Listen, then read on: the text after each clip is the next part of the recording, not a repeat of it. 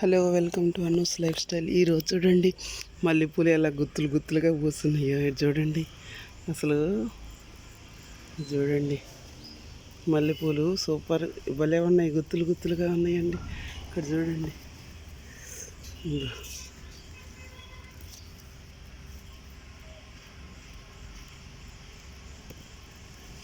భలే పూస్తున్నాయండి. ఈరోజు లోపలంతా ఎక్కువగా ఉన్నాయి.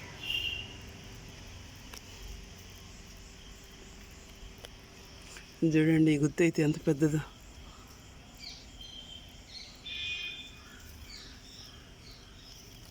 చూడండి,